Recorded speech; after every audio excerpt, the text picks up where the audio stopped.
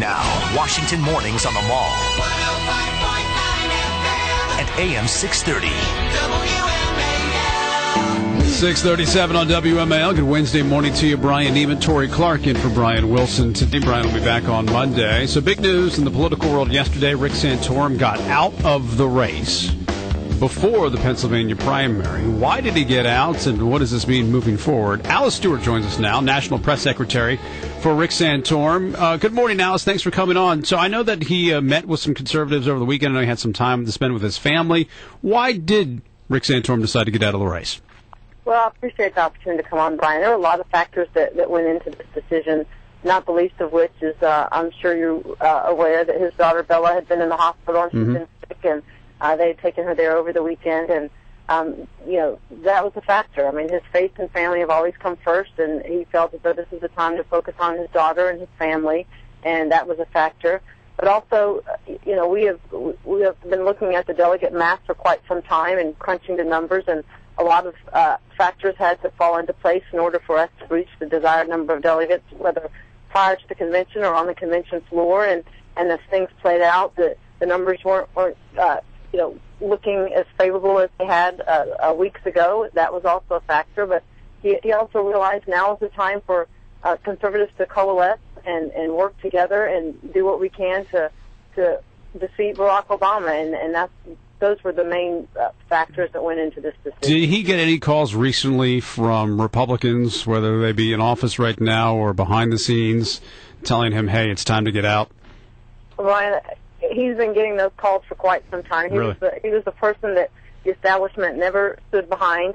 He was the person that was the underdog from day one, with less money and resources than any of the other candidates, but proved that it's not about having the money, it's about having the right message and the right messenger. And so he silenced those voices in his head a long time ago, but as I said, as time moved on and the campaign moved forward, he just felt now was the time to do what he could to unite conservatives and rally behind the nominee and work to fight the Obama administration, but also more than anything to also work to elect Republicans down ballot. Right. And that's important, not just defeating Barack Obama, but to elect Republicans in Congress. But did those calls have any effect on his decision yesterday, and was there anyone in particular that called him that had made a impact on his decision to get out yesterday?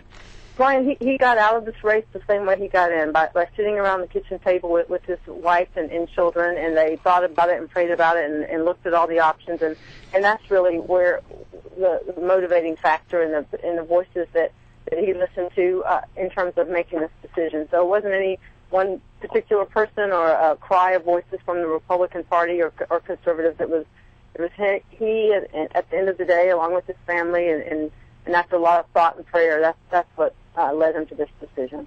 Hey, Alice, this is Tori Clark here, and thanks for being with us this morning. If I were in your shoes, I might have wanted to take a little time off and, reconnected with my family, those sorts of things. But looking ahead, how much time and effort will Santorum put into uniting conservatives, the really conservative members of the Republican Party, behind Romney? That could be very, very helpful to Romney. If Romney could spend a lot of his time and energy now focused on President Obama, then Santorum could help a lot with that right flank. Do you see that happening in the weeks and months ahead? Well, we sure do, Tori, and it's great to speak with you. He had a nice conversation with Governor Romney yesterday. They are good friends, I guess you can say. Of course, they're political adversaries over the past several months, but they have a good rapport. He committed to Governor Romney to do what he could to help, and a large part of that is coalescing the conservative voice, not just social conservatives, but fiscal conservatives as well, and he'll do what he can to rally that voice and stand behind Governor Romney, who's obviously the nominee here.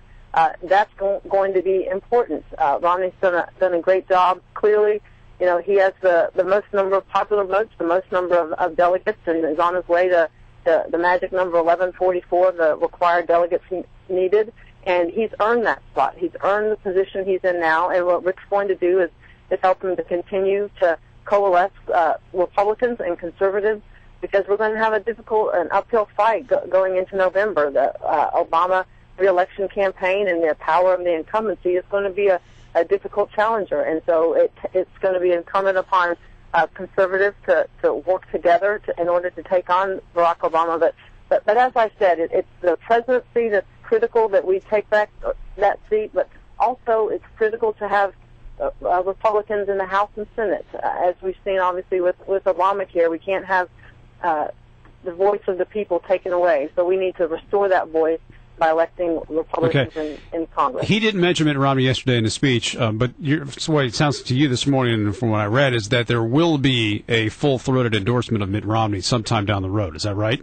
He will certainly work to help Governor Romney in any way he needs. There was no intentional slight of the governor by not mentioning him by name. Rick doesn't work on prepared speeches or text. He was speaking from the heart yesterday, and he had a emotional weekend and difficult day yesterday, and there was no intentional oversight on his part by any stretch of the imagination.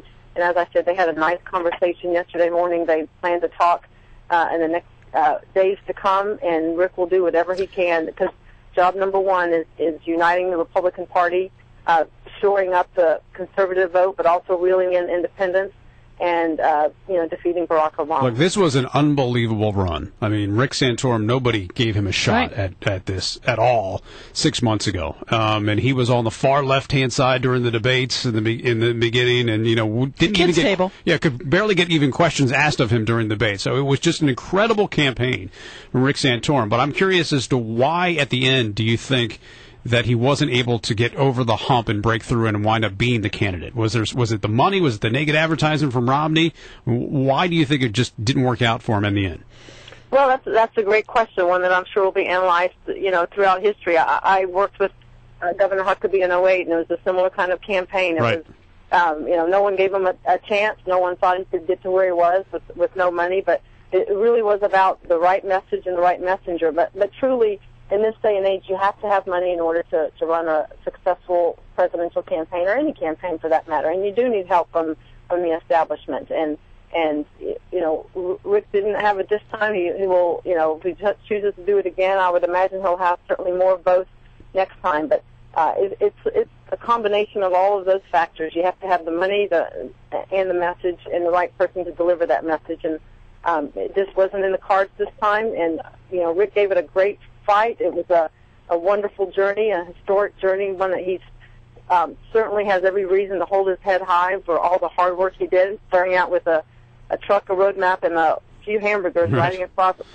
Iowa. He set himself up to be in a great position to really help the Republican Party and coalesce conservatives and really make an impact in this very critical election year. All right, Alice, good to have you on. Thanks very much, and congratulations. I mean, it really was an improbable campaign, and one that will go down in history for sure. Thank you very much for your time. We appreciate it.